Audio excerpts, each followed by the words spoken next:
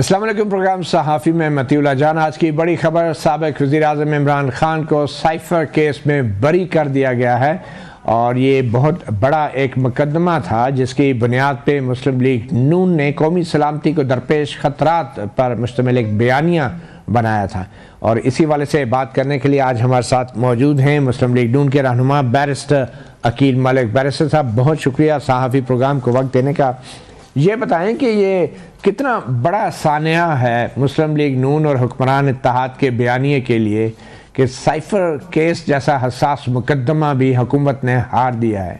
इसकी ज़िम्मेदारी कौन लेगा? वज़ीर कानून लेंगे, आप लेंगे, वज़ीर आज़म लेंगे, कौन लेगा? और क्या ये नाकामी थी या फिर वाकई ये मुकदमा ही गलत था, झूठ था, जिसकी वजह से आज हुकूमत को शिकस्त का सामना करना पड़ा है? मती साहब, बहुत बहुत शुक्रिया। सबसे पहले तो ये बात है कि साइफर एक हकीकत है, उसको झुटलाया नहीं जा सकता। ऑब्वियसली कौमी सलामती को दाव पे लगाया गया और उसके साथ खेला गया।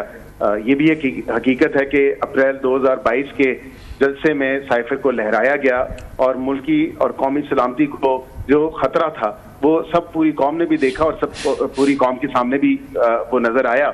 लेकिन जहां तक आपने बात की ट्रायल की, तो ट्रायल का भी थोड़ा सा एक पहलू आपको बता दूं कि जेल ट्रायल जब चल रहा था और वहां पे फिर एतराजात उठे और फिर एक स्पेशल कोर्ट तश्कील दिया गया और उस स्पेशल कोर्ट में जो है प्रोसीडिंग्स की गई। ये बात भी मेरे लिए बड़ी अलार्मिंग थी कि उन जज साहब ने भी शायद इन कैमरा नहीं देखा जो साइफर था, क्योंकि साइफर ना वहां पे जज साहब ने देखा फैसला करते वक्त और ना ही प्रोसिक्यूशन जो है वो उसको उन्होंने बताया।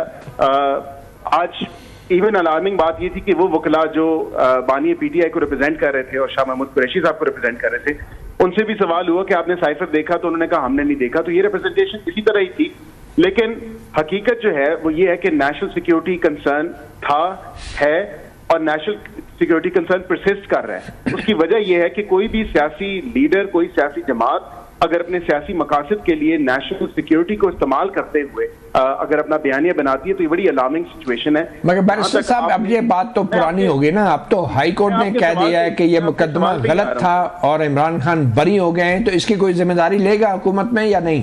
ये हाई कोर्ट ने कहीं भी नहीं कहा कि ये मुकदमा गलत था। ये फॉर क्लैरिफिकेशन पर्पसेस ये भी मैं बता दूं, उसमें टेक्निकल बुनियादों के ऊपर अगर प्रोसिक्यूशन अपना case beyond any shadow of doubt prove नहीं कर सकी, जो कि मैं समझता हूँ शायद टेक्निकल बुनियाद को आप नालायकी कह सकते हैं हुकूमत की?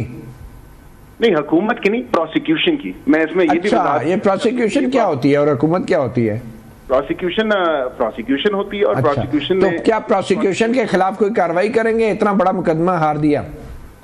नहीं, मैं ये नहीं समझता कि मुकदमा हारा गया है। ऑब्वियसली जब एक तफसीली फैसला आएगा, देखा जाएगा उसमें कि कौन से मेरिट्स और डीमेरिट्स पे डिस्कशन हुई है। टेक्निकल बुनियादों पे अगर हुआ है तो ये कौन सी टेक्निकल बुनियादें थी, और इस तमाम तर चीजों को जब फैसला डिटेल्ड आएगा तो तब देखा जाएगा कि प्रोसिक्यूशन अपील में जाएगी कि नहीं जाएगी। क्योंकि फिल वक्त तो एक चीज तो वाज़ेह है कि साइफर एग्जिस्ट करता है और साइफर के साथ जो है सियासत वाला मामला किया गया है, इससे तो कोई डिनाइबिलिटी नहीं है। इवन कि ये भी बात आपको पता है कि ऑन रिकॉर्ड है कि अपने उनके प्रिंसिपल सेक्रेटरी जो हैं आजम खान साहब, साबिक वजीर आजम साहब के, तो उन्होंने वाज़े तौर पे कहा कि साइफर जो है वो गुम हुआ है, वो मैंने इनको दिया और उसके बाद तो साइफर जो है वापस दफ्तर खाजा। बैरिस्टर साहब, ये तो सारे फैक्ट्स की बात है ना। मुझे ये बताएं, वजीर आजम शहबाज शरीफ ने अदलिया की काली भेड़ों का तो जिक्र कर दिया, तो क्या ये अदलिया की काली भेड़ों का कमाल था या प्रोसिक्यूशन की काली भेड़ों का कमाल था कि ये मुकदमा आपने हार दिया? देखिए, मैं समझता हूँ कि प्रोसिक्यूशन की शॉर्ट कमिंग्स डेफिनेटली थी और हैं। इससे डिनाइबिलिटी नहीं हो सकती कि प्रोसिक्यूशन को ही केस प्रूव करना पड़ता है beyond reasonable shadow of doubt, beyond any reasonable doubt. और उसमें जो वाज़ेह बात यह है कि अगर कोई भी बेनिफिट ऑफ डाउट होता है, even the slightest benefit doubt, वो हमेशा जो है एक्यूज को ही जाता है। ठीक, बैरिस्टर अकील साहब हमारे साथ ही रहे। हमें हसनात मलिक और साकिब बशीर ने भी स्टूडियो में ज्वाइन किया है। और साकिब बशीर साहब, क्या कहेंगे आप?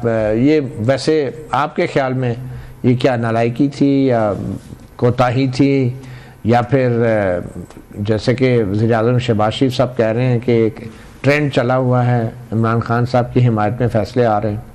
मेरा ख्याल है कि ये इस किस्म की स्टेटमेंट देने से पहले उनको देख लेना चाहिए कि उनकी जो प्रोसिक्यूशन है और वो गवर्नमेंट से ही लिंक करेंगे आप, प्रोसिक्यूशन को बाहर से तो नहीं है, तो उन्होंने केस बनाया कैसे था। अगर ट्रायल कोर्ट की मैं बात करूं तो ट्रायल कोर्ट में वन साइडेड केस था। वो इस तरह के कुछ चंद जो गवाह थे उन पे जरा की थी इनके वकला ने, बाकी इस तरफ भी सरकार थी और दूसरी तरफ भी सरकार थी। मतलब स्टेट काउंसिल थे ना, एडवोकेट जनरल ऑफिस के वो स्टेट काउंसिल थे जो उधर बना दिए और इधर भी बना दिए, फिर दोनों तरफ से सरकार थी, इसके बावजूद केस नहीं बना। ये मेरा ख्याल में एक उससे अगला स्टेप है कि बिल्कुल वन साइडेड आपको ट्रैफिक मिली और आप प्रोसिक्यूशन कहने पे मजबूर हो गए कि नहीं ये रिमांड बैक कर दें। अच्छा, प्रोसिक्यूशन की जो हाई कोर्ट के सामने तजाद आ गया, पहले हामिद अली शाह साहब ने कहा नहीं मैं डिफेंड करूंगा उस सारे ट्रायल को, अभी आखिर में आके जुल्फकार अब्बास नकवी साहब ने कहा नहीं वो आप अगर समझते हैं तो ट्रायल बैक उसको रिमांड बैक कर दे, रिमांड बैक कर दे। तो ये और हैरान कौन बात थी कि इतना वन साइडेड ट्रैफिक आपको मिली, इसके बावजूद आप केस नहीं बना सकते। रहमतुल्लाह जान साहब, सबसे सीधी बात है कि एक दफ़ा आपको याद है जब बेल रिजेक्ट हुई थी, जैसे आमिर फारूक साहब ने रिजेक्ट की और इतना कुछ लिख दिया था, तो सरदार तारिक साहब सुप्रीम कोर्ट नहीं, जैसे आमिर फारूक ने क्या लिख दिया था उसमें, उन्होंने कहा था कि प्राइमा फेशी केस बन रहा है, मटेरियल मौजूद है और 10 साल का बल्कि बन रहा है। अच्छा, इस तरह तो जैसे सरदार तारिक साहब ने कहा कि सिर्फ रस्सी रह गई है, बंदा सिर लटकाना है। इतना हो गया था कि सरदार तारिक साहब की ओपिनियन थी जिसमें बेल एक्सेप्ट हुई इनकी, इमरान खान और शाह महमूद की। तो हालात क्यों, हालात से हमारी अदालतें, सीधी बात है 8 फरवरी का इलेक्शन और फिर 6 जजेस का खत, उसके बाद हालात तब्दील हुई हैं। इसी तरह नवाज शरीफ साहब बेहतर हुए या तब्दील हुए, यानी बेहतर हुए हैं। जब जिस तरह मियां नवाज शरीफ साहब को सजाएं हुई पनामा में, जब हालात साजगार हुई है तो वही जजेस जो हैं उन्होंने, अच्छा आप क्या साजगार हालात से, क्या अब हालात साजगार नहीं है, लेकिन हालात 8 फरवरी का रिजल्ट मैं समझता हूँ उसने इम्पैक्ट डाला है अदलिया पे, जजेस पे, और उसके बाद ये 6 जजेस का खत है। इसके बाद अब जो वही मैं कह रहा हूँ कि वही जजेस हैं जो लिख रहे हैं कि प्राइमा फेशी केस बनता है, बेल इस वजह से, बेल अगर 2 साल के ऑफेंस वाला केस बनता तो मे भी आमिर फारूक साहब भी बना। क्या वजह है कि वो कह रहे थे कि प्राइमा फेशी केस बनता है और बेल नहीं देते, और अब वो क्रिटल दे रहे हैं, क्यों, क्या बीच में क्या हुआ? ठीक है बैरिस्टर साहब, ये बताएं कि ये आपको कब पता चला आपकी हुकूमत को कि जो केस चल रहा है साइफर, जो ट्रायल हो रहा है, उसमें जो साइफर की असल कॉपी है वो अदालत के रिकॉर्ड पे ही नहीं है? ये कब पता चला आपको? ये आज फैसले के बाद पता चला या पहले से पता था? नहीं मती साहब, साइफर का फैसला जो है जनवरी 2024 में हुआ था, जब ऑब्वियसली एक इंटरिम गवर्नमेंट का सेटअप था और उसके बाद उन्होंने फरवरी में अपील दायर की। ऑब्वियसली हुकूमत इस सारे मामले को देख रही थी और हुकूमत का स्टांस हमारा जो क्लियर है, इसमें कोई दो राय नहीं है कि साइफर के ऊपर सियासत की गई और साइफर के ऊपर जो है एक नहीं, ये साइफर के ऊपर आज के हाई कोर्ट के फैसले के बाद तो लगता है कि साइफर के ऊपर आप लोगों ने सियासत की है। नहीं, हमने नहीं की। जिस सियासी जमात ने की है वो आपको वाज़ेह तौर पर उनकी वीडियोज भी मिलेंगी, ऑडियोज भी मिलेंगी। उनकी ऑडियोज में भी वाज़ेह तौर पे ये कहा गया कि इससे खेलना है और हमने एक नहीं, लेकिन अब देखिए ना, अदालत ने कह दिया ये मुल्ज़म बरी किए जाते हैं, फैसला कलअदम किया जाता है। इसका मतलब है आप लोग सियासत करते रहे साइफर के ऊपर? नहीं, अभी फैसला डिटेल्ड आने दें, उस डिटेल्ड फैसले को देखा जाएगा और उसमें डेफिनेटली ये बात देखने को मिलेगी कि कौन सा एविडेंस एप्रिशिएट हुआ है। तो अदालत में ये कॉपी क्यों नहीं पेश की गई साइफर की? एक नेशनल सिक्योरिटी डॉक्यूमेंट है, एक कॉन्फिडेंशियल और मतलब जज को भी नहीं दिखा सकते आप? नहीं, जज को इन कैमरा दिखाया जा सकता है। और ये प्रोसिक्यूशन क्यों नहीं दिखाया गया इन कैमरा? क्यों नहीं? प्रोसिक्यूशन का काम था at the stage of trial sir. ये at the stage of trial जो है प्रोसिक्यूशन ने दिखाना था। मैं यही कह रहा हूं कि उस टाइम इंटरिम गवर्नमेंट के टाइम पीरियड के दरमियान मेरे लिए बड़ी अचंभे की बात है कि जिस पूरे साइफर पे बात हो रही है और पूरा जिस पे एग्जिस्ट कर रही है ये चीज, वो इन कैमरा दिखाया ही नहीं गया उन जज साहब को प्रोसिक्यूशन की तरफ से। ठीक, वैसे इस साइफर के केस पे कितना आवाम का पैसा, टैक्स पेयर का पैसा लगा है? मेरे इल्म में ये फिगर नहीं है कि कितना पैसा लगा है या नहीं लगा, बिकॉज ऑब्वियसली प्रोसिक्यूशन डिपार्टमेंट ये बेहतर बता सकता है क्योंकि क्या कॉस्टिंग कर रही है। इसमें बैरून मुल्क से गवाह भी आते रहे, मोफा से कुछ गवाह थे जो बैरून मुल्क से आते रहे यहाँ पे अपने स्टेटमेंट्स रिकॉर्ड कराने। माशाल्लाह, बड़ा इंटरनेशनल लेवल का केस था, लेकिन ये फिर वैसे ही निकला जैसा डॉन लीक्स का केस। करनी चाहिए कि भाई ये प्रोसिक्यूशन की तरफ से फेलियर कहाँ था और ये जो कॉपी नहीं दी गई, क्यों नहीं दी गई, और ये कॉपी ठीक है। अच्छा, इसमें जजेस एक और बात भी कर रहे थे कि उन्होंने जब रिमांड बैक का कहा, उन्होंने कहा कि पहले 2 दफा तो रिमांड हुआ था, अब जज जो है अबुल हसनात, उनको भी देखना चाहिए था कि 2 दफा रिमांड हुआ है तो तीसरी दफा भी आपने वही गलतियां करके वापस भेज दिया। अच्छा, लेकिन बैरिस्टर अकील साहब, ये जो आज जस्टिस मियां गुल हसन और ज़ैब ने एक रिमार्क्स दिए हैं कि जज जो है अबुल हसनात जो हैं वो तो बज़ाहिर 77 सफ़े का फैसला लिख के रखा हुआ था उन्होंने, और 342 के इमरान खान के बयान के आधे घंटे बाद उन्होंने पढ़ के सुना दिया। मैं इस पे कोई कमेंट नहीं कर सकूंगा मती साहब। उसकी वजह यह है कि मैंने डिटेल में नहीं देखा उस पे जो आज की प्रोसीडिंग्स थी, और उनको इतना फॉलो नहीं कर सका जिसपे उन्होंने ये कोई रिमार्क दिया या कोई ऐसी बात की। अगर फैसला जज साहब का मौजूद है तो वो obviously as a matter of record है, और अब साइफर अभी भी एक क्लासिफाइड डॉक्यूमेंट है जिसको अगेन मैं यही कहूंगा कि अगर किसी स्टेज पे दिखाना चाहिए था तो रेलेवेंट जो स्टेक होल्डर्स हैं वो उसको इन कैमरा ही दिखाते। चलो ठीक है, बहुत शुक्रिया बैरिस्टर अकील साहब। एक छोटी सी ब्रेक लेंगे और ब्रेक के बाद हमारे साथ मौजूद हैं साकिब बशीर और हसनात मलिक।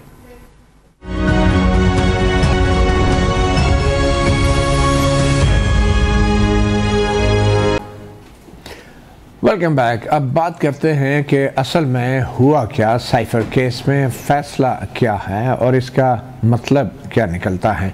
इसी हवाले से हमारे साथ इस्लामाबाद स्टूडियोज़ में मौजूद हैं साकिब बशीर, सीनियर जर्नलिस्ट और कोर्ट रिपोर्टर, और उसके अलावा सुप्रीम कोर्ट के सीनियर जर्नलिस्ट हसनात मलिक। बहुत शुक्रिया आप दोनों मेहमानों का।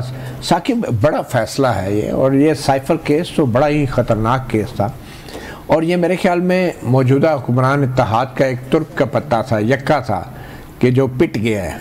तो ये बड़ी एक अजीब बात हुई है। वज़ीर आज़म शहबाज शरीफ जो है और उनके वज़रा जो हैं वो प्रेस कॉन्फ्रेंसों में, जलसों में बार बार साइफर केस का हवाला देते थे और दावे करते थे कि कौमी सलामती को ख़तरा हो गया, और अब हाई कोर्ट ने वो केस हुकूमत का उठा के बाहर फेंक दिया है। तो आप नहीं समझते कि या तो ये बहुत बड़ी नालायकी है, कोताही है हुकूमत की, या फिर ये एक झूठा मुकदमा था, और इसके बाद किसी को तो इस्तीफ़ा देना चाहिए काबीना से, और ख़ास तौर पे वज़ीर कानून आज़म नज़ीर तारड़। आपके ख्याल में हुकूमत की साख पे फ़र्क नहीं पड़ा इतने बड़े मुकदमे में ये जो शिकस्त हुई है? हुकूमत के लिए मैं समझता हूँ कि बहुत बड़ा सेटबैक है। एक तो उस बंदे को ज़रूर तलाश करना चाहिए हुकूमत को अपनी सफ़ों में, वो FIA में हो, वज़ारत कानून में हो, वज़ीर कानून हो या कोई और हो, कि जिसने इनको मशवरा दिया कि जो साइफ़र है उसकी जो कॉपी है वो क्लासीफाइड डॉक्यूमेंट आप सिर्फ जज को भी आप नहीं दिखाएंगे, जज को उसका मतन भी नहीं दिखाएंगे, टेक्स्ट भी नहीं बताएंगे, कुछ भी नहीं बताएंगे कि इस पेपर पे क्या है। मतलब वो आज बात हुई ये क्लासिफाइड डॉक्यूमेंट को कैसे आप कोर्ट में ला सकते हैं। उन्होंने कहा कि आप उस टाइम को, उस प्रोसीडिंग को इन कैमरा डिक्लेयर कर देते हैं, आप वो डॉक्यूमेंट जज को देते हैं, जज देखता है उस डॉक्यूमेंट को, देखने के बाद वो दोबारा सील करके आपको वापस दे देता है। तो कम से कम जज जो है वो अपनी जजमेंट में जो भी उसने अज्यूम करना हो कि ये बनता था या नहीं बनता था। आप फर्ज करें कि एक वो कह रहे हैं कि एक चीज़ मिस यूज़ हुई है, अब जज को पता ही नहीं कि क्या मिस यूज़ हुआ है, अब मतलब पब्लिक में लेके गए हैं। या एक और बात इन्होंने की थी कि वो किसी दूसरे मुल्क ने पाकिस्तान की स्टेट को नुकसान पहुंचाया, तो उन्होंने कहा कि अब जो जस्टिस मियां गुल हसन औरंगजेब ने कहा, उन्होंने कहा कि जो इस जो डोनाल्ड लू के साथ जिसकी मीटिंग हुई थी हमारे जो पाकिस्तानी सफ़ीर की, तो उन्होंने खुद रिकमेंड किया कि डिमार्च करें, खुद रिकमेंड किया, यानी एहतजाज करें। तो 2 दफ़ा आपने एहतजाज किया।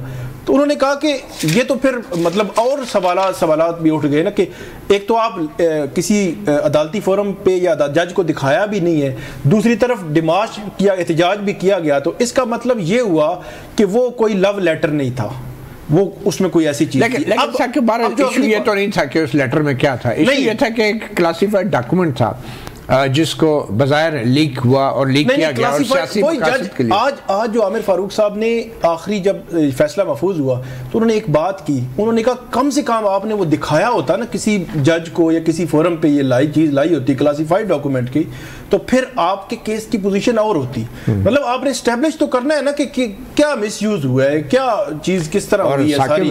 और खास तौर पर आजम खान की जो स्टेटमेंट है, आजम खान की स्टेटमेंट उन्होंने कहा कि वो तो आपका गवाह है और वो सपोर्ट कर रही है आजम खान की स्टेटमेंट उसको। तो उन्होंने कहा वो इस तरह कि आजम खान तो खुद कह रहा है कि उसने कहा कि ये मिसप्लेस हो गया और उसने मुझे बताया, उसने कहा मिलिट्री सेक्रेटरी को भी कहें और बाकी जो स्टाफ है उनको भी कहें इसको तलाश करें।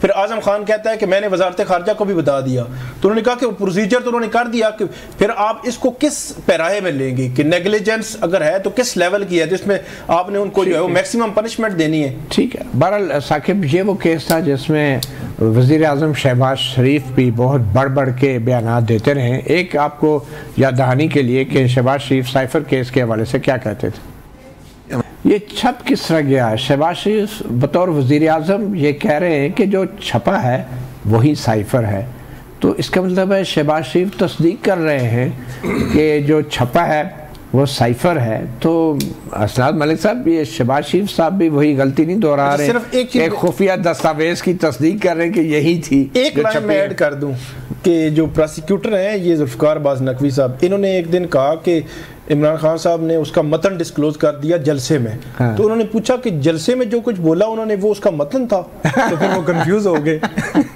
तो असनाद मलिक साहब, एक वज़ीर आज़म के लेवल पे इल्ज़ामात लगाए गए हैं, तो आप क्या कहेंगे, क्या वज़ीर कानून जो हैं आज़म नज़ीर तारड़, उनको कोई जिम्मेदारी लेनी चाहिए, या जिस तरीके से पहले वो प्रेस कॉन्फ्रेंस करते थे साइफर के हवाले से, तो अब भी ज़रा सामने आके कुछ ना कुछ वजाहत तो देनी चाहिए।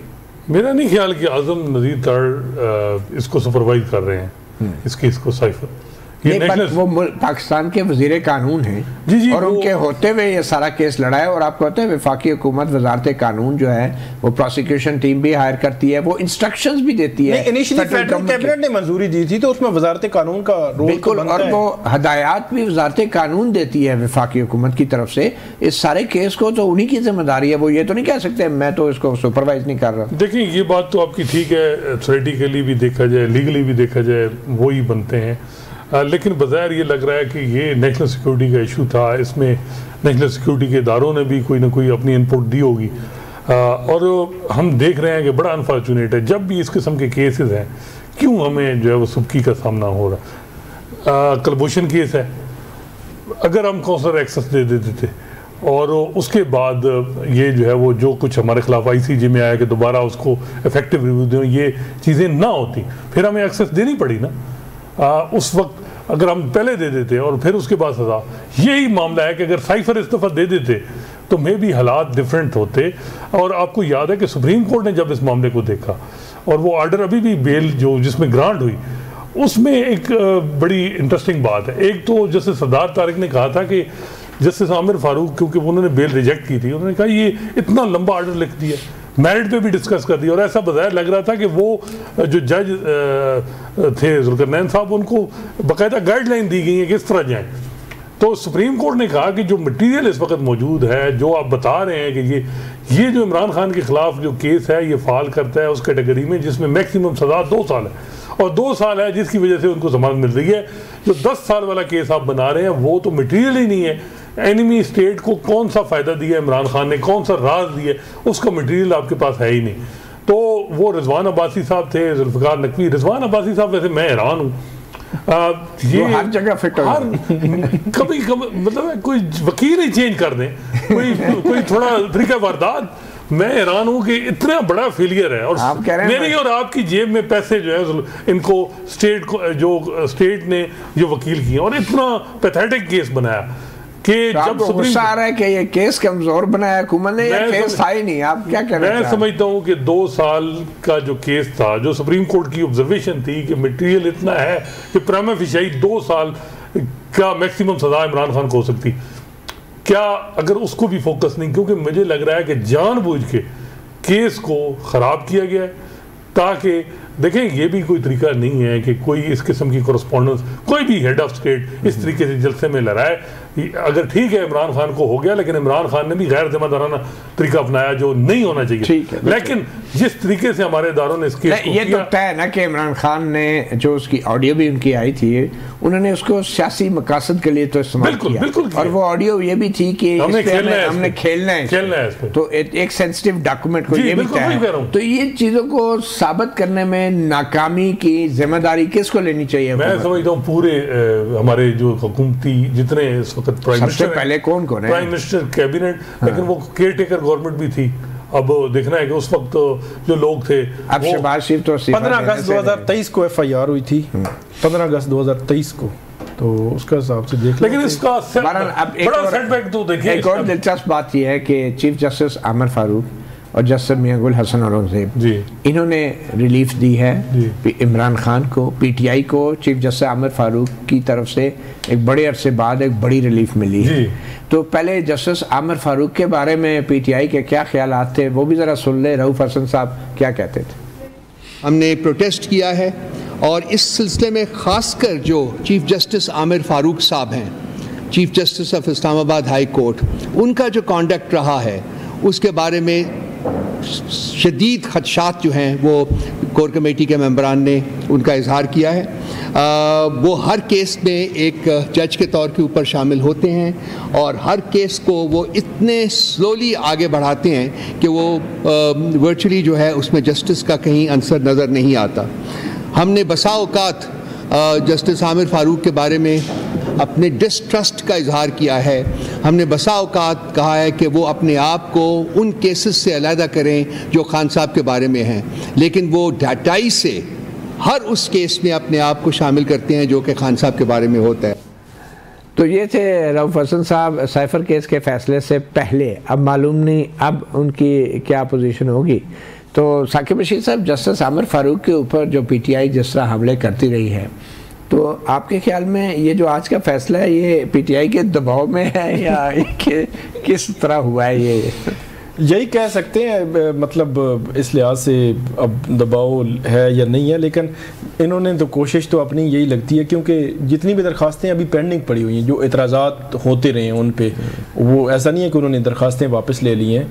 तो मेरा ये ख्याल है कि पीटीआई का जो एक तरीक़ाकार है वो आउट ऑफ कोर्ट और कोर्ट के सामने वकील साहब और बात करते हैं, और आउट ऑफ कोर्ट के बाहर जो है उनकी जानिब से यही केस मखसूस नशिस्तों वाले केस में चीफ जस्टिस काजी फायज़ ईसा के हवाले से भी, इसी तरह जस्टिस आमिर फारूक साहब के हवाले से भी उन्होंने मतलब इसी तरह की बात की।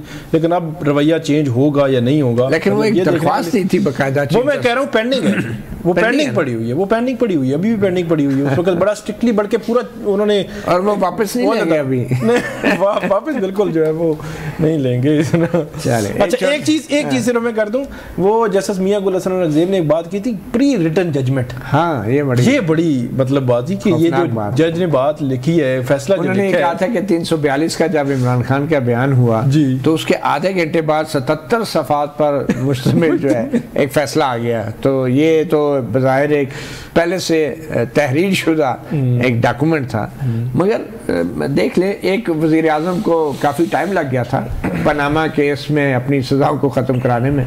खान साहब इस हवाले से काफ़ी लकी हैं कि वो टाइम बड़ा कम हो गया है, वो सुकड़ गया है और बहुत जल्दी उनकी सज़ाएं ख़त्म हो गई हैं। अब ब्रेक के बाद हम बात करेंगे आज जो सुप्रीम कोर्ट में 13 जजों पर मुश्तमिल फुल कोर्ट ने मखसूस नशिस्तों के हवाले से पहली बार समाअत की, और आज बहुत सारी चीज़ें वाज़ेह हो गई।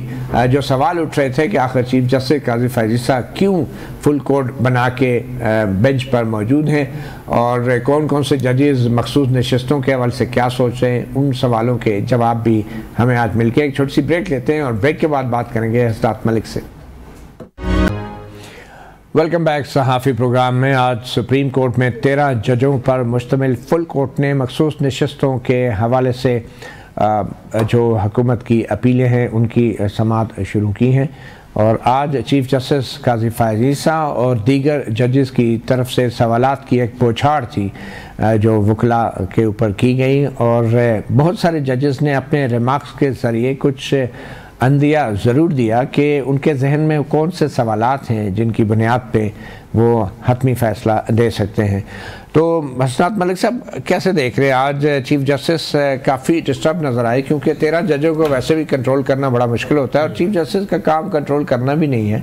सुप्रीम कोर्ट के सब जजेस बराबर होते हैं, मगर वो ज़रूर इस तरह का शिकार थे, और जब वो ये बार बार कह रहे थे कि आप अपने दलाइल अपने तरीके से करें, जजेस की तरफ से जस्टिस अतमन्ला, जस्टिस मुनीब अख्तर और जस्टिस जमाल खान मंदोखेल, इनकी तरफ से बार बार एक सवाल उठाया जा रहा है कि सुन्नी इत्तेहाद कौंसिल तो बतौर सियासी जमात इलेक्शन लड़ी ही नहीं, तो क्यों ना पीटीआई को भी उसी हवाले से हम देख सकते हैं कि ये मखसूस नशिस्तें बजाय सुन्नी इत्तेहाद कौंसिल के पीटीआई को भी तो मिल सकती हैं। तो ये एक नया एक पॉइंट है। तो क्या सुप्रीम कोर्ट जो है पॉलिटिकल पार्टीज़ को भी डिफ़ाइन करने जा रही है एक नए अंदाज से? आपको क्या लग रहा है? देखिए मेरा ख्याल है मतीउल्लाह जान साहब, जैसे जमाल तो वो चाह रहे हैं कि 13 जनवरी की जो इम्प्लिकेशंस हैं वो कम हो ताकि कंट्रोवर्सी कम हो, सुप्रीम कोर्ट पे का बैगेज कम हो, क्योंकि उसकी यही इम्प्लिकेशन है कि जो अब इस वक्त रिजर्व सीट नहीं मिली। इसी वजह से वो कह रहे हैं कि कहाँ लिखा था कि 13 जनवरी में के फैसले में कि रिजर्व सीट नहीं मिलेंगी और पीटीआई को मिलनी चाहिए, जमात तो वो है, वोट उसको मिला है। तो ये है जो जजेस इस साइड के जी के पीपल मैंडेट है, लोगों के राइट हैं, आर्टिकल 17 सियासी जमात की राइट की बात कर रहा है, पीटीआई इनलिस्टेड पार्टी है, बैन नहीं है, उसको मिलने चाहिए, ये वो जजेस उस तरह देख रहे हैं। मगर असनाद ये तो वो बात होगी ना कि मुद्दई सुस्त तो जज चुस्त, यानी कि पीटीआई तो कहीं इस तमाम अमल में क्या पीटीआई भी फरीक है एज अ पार्टी? देखिए मेरा ख्याल है कि पीटीआई के फेलियर तो है एक तरह का कि जब उनको पार्टी इनलिस्ट थी, पार्टी बैन नहीं थी, जब वो इंडिपेंडेंट जीते थे तो उनको इलेक्शन कमीशन फौरी दरखास्त देनी चाहिए थी और कहना चाहिए था कि जी हमारी पार्टी मौजूद है। मगर सलमान अकरम राजा ने एक दरख्वास्त दायर वो लाहौर हाई कोर्ट में दी थी इलेक्शन से पहले। उनकी दरख्वास्त क्या थी? वो ये थी कि जी मुझे पार्टी का कैंडिडेट डिक्लेयर किया जाए, पीटीआई का। पीटीआई वो रिजेक्ट हुई, सुप्रीम कोर्ट में आया, लेकिन वहाँ ये बात इसमें कोई शक नहीं, लाहौर हाई कोर्ट ने एक दफा मेरे ख्याल इलेक्शन कमीशन भेजी और इलेक्शन कमीशन से फिर लाहौर हाई कोर्ट, फिर सुप्रीम कोर्ट। वही बात है, वो तो सारा कुछ मामला ठीक है, लेकिन वो जब जीत गए थे उस वक्त भी मेरा ख्याल है कि इलेक्शन कमीशन को रिव्यू करना चाहिए था। लेकिन ये है कि असल प्रॉब्लम तो है वो जो इस वक्त है वो 13 जनवरी का फैसला है और जिसकी वजह से हम देख रहे हैं कि जजेस सवाल उठाते हैं और चीफ जस्टिस काजी फैसला उस पर अनकंफर्टेबल भी होते हैं और वो बगैर ये लग रहा है कि वो बेंच में बैठने का भी मकसद ये है कि ज़रा इसको इस तरह कंट्रोल किया जाए कि कहीं सारा नज़ला 13 जनवरी से ही ना आ जाए। अच्छा, जस्टिस मुनीब और चीफ जस्टिस काजी फैज़ीसा के बीच भी आज एक मुख्तसर सा क्रॉस टॉक हुई, क्योंकि आमतौर पे जजेस जब कोई ऑब्जर्वेशन देते हैं तो दूसरे जजेस बीच में नहीं बोलते, मगर शायद बहुत ज़्यादा सवालात हो रहे थे तो चीफ जस्टिस ने एक बात कर दी फैसल सदीकी से, एडवोकेट से, कि आप जो बार बार सवालात के जवाब आपको देना पड़ रहे हैं मुख्तलिफ जजेस के, तो आप एक लाइटर वेन में, उन्होंने कहा वैसे मेरे जहन में एक मजाकन मैं बात कर देता हूँ कि आप ये भी जजेस को कह सकते हैं कि आपके सवालात से तो लगता है कि आप अपना जहन बना चुके, तो फिर मैं तो दलाइल ही नहीं देता, मैं अपना दलाइल ही कंक्लूड कर देता हूँ। तो इस पे जस्टिस मुनीब ने कुछ कहा था, वो आपको सुनाते हैं। On a lighter note, if I may mention, I was once faced with a bench and I said, my lords have decided the matter, I rest my case. I mean, हम आपको सुनने बैठे इधर, फिर हम फैसला कर लेंगे। I can never say that about you. आप कर लें आर्ग्यू, फिर हम सुन आपके सवाल पूछेंगे। I think that's an unfair statement. नहीं आपके लिए नहीं कह रहे। And it's an unfair statement. चलें आगे, it's on a lighter note, चलें आगे बढ़ते हैं। Full court is sitting here. Every judge is entitled to ask whatever question he or she wants at whatever stage. Absolutely correct, but I just want to hear your contentions. Nothing should be implied that minds have been made up. That's not a fair statement, and I do not accept it. तो justice Munib का बड़ा उन्होंने exception ली और उनका ये आपने बड़ी ही नाइंसाफ़ी की बात की है, अनफेयर स्टेटमेंट है। जस्टिस मुनीब ने कोई एक पॉइंट ये उठाया था बेसिकली कि अगर एक पार्टी को आपने निशान से महरूम कर दिया है तो उसको डबल पनिश क्यों कर रहे हैं, आप उसको मखसूस नशिस्तें भी नहीं दे रहे। तो वो तो एक चीज़ है कि चले आपने निशान से महरूम कर दिया, तो उस पर शायद चीफ जस्टिस काजी फैज़ीसा भी काफ़ी परतब हो रहे थे। तो क्या देख रहे हैं कि जस्टिस मुनीब बेसिकली क्या कहना चाह रहे हैं? देखिए, एक तो वो चीज़ों को कॉन्स्टिट्यूशनल लेंस से देख रहे हैं कि कॉन्स्टिट्यूशनल के हमने इंटरप्रिटेशन करनी है और कॉन्स्टिट्यूशन में जमहूरियत और मैंडेट, पीपल मैंडेट और पोलिटिकल पार्टी आर्टिकल 17 बड़ा क्लियर है। अब कुछ जजेस प्रोसीजर की बुनियाद पे कि जी टेक्निकल बुनियाद पे किसी जमात को महरूम करें, वो उससे ये इत्तेफाक नहीं कर रहे हैं। बाकी जैसे मुनीब और चीफ जस्टिस काजी फैज़ीसा का पुरानी राइवलरी आपको पता है, जब उनका केस चल रहा था उस वक्त भी कुछ तलखी हुई थी, बीच में भी दरमियान में भी एक दो केसेस में supreme court practice and procedure act में भी इसी तरह, और पहली दफा हमने देखा कि supreme court practice and procedure act के बाद अब दोबारा इकट्ठे बैठे हैं, पहले दिन ही हो गया। अच्छा, एनीवे आप एक और मेजर डेवलपमेंट हो रही है इलेक्शन ट्राइब्यूनल में। जस्टिस तारिक महमूद जहांगीरी ने जो मुस्लिम लीग नून के इस्लामाबाद से 3 उम्मीदवार थे उन सबसे फॉर्म 45 मंगवाए थे और 3 मौके दे चुके हैं। इलेक्शन कमीशन भी फॉर्म 45 नहीं जमा करा रहा और नून लीग के जीते हुए उम्मीदवार भी नहीं करा रहे, बल्कि आज तो नून लीग के जीते हुए उम्मीदवारों ने इलेक्शन कमीशन में दरख्वास्त डाल दी है ट्राइब्यूनल के खिलाफ, जस्टिस तारिक महमूद जहांगीरी के खिलाफ। ये मामला क्या है? ये वही जो ऑर्डिनेंस जारी किया गया है कि आप किसी एक तो रिटायर्ड जज को ट्रिब्यूनल लगा सकते हैं, लाहौर हाई कोर्ट के साथ जो मामला चल रहे थे, फिर दूसरा कि आप कोई ट्रिब्यूनल अगर काम कर रहा है तो उससे लेकर आप किसी मनपसंद किसी रिटायर्ड जज को दे सकते हैं, यही कह सकते हैं कि रिटायर्ड जज तो ये मामला ज़ाहिर उसी तरफ जा रहा है, क्योंकि जस्टिस जहांगीरी जिस तरह ट्रिब्यूनल लेकर चल रहे हैं बड़ा क्लियर है, वो उन्होंने एक टाइम फ्रेम रखा हुआ है, उन्होंने मतलब बड़ा वाजे कहा है कि ये कुछ सिविल कोर्ट का केस नहीं है, ना आर्टिकल 199 के तहत है। वो क्या रहा है? उन्होंने वही फॉर्म 45, 46, 47 लास्ट उनको वार्निंग दी हुई है, अभी मेरे ख्याल 5, 6, 7 को समाते हैं तो एक हल्के की, तो उसमें बड़ा क्लियर इलेक्शन कमीशन में कौन गया? अब इलेक्शन कमीशन में ये जो तीनों MNAs हैं मुस्लिम लीग नून के इस्लामाबाद से, तारिक फजल चौधरी है, राजा खुरम है और अंजम वकील, ये चले गए हैं कि हमारा ट्रिब्यूनल ही तब्दील कर दें। ये ऐसे लगता है जैसे उनको लगा कि ये कुछ सख्त सवालात करते हैं, ये तो हमें बताया ही नहीं गया था, तो आप हमारा ट्रिब्यूनल ही तब्दील कर दें। और इलेक्शन कमीशन भी बहुत सारे सवालात के जवाब जो ट्रिब्यूनल मांग रहा है जस्टिस जहांगीरी, वहां पे इलेक्शन कमीशन मुतमईन नहीं कर पा रहा। अब इलेक्शन कमीशन अपना भी और जो तीनों MNAs हैं उनका भी मामला जो है खुद ही डिसाइड करेगा। चले बहरहाल पहले इल्जाम है कि रिजल्ट तब्दील हुए, अब कहा जा रहा है ट्रिब्यूनल भी तब्दील कर दें, क्या क्या तब्दील करेंगे? साफी प्रोग्राम से इतना ही, इजाज़त दीजिए, अल्लाह हाफ़िज़।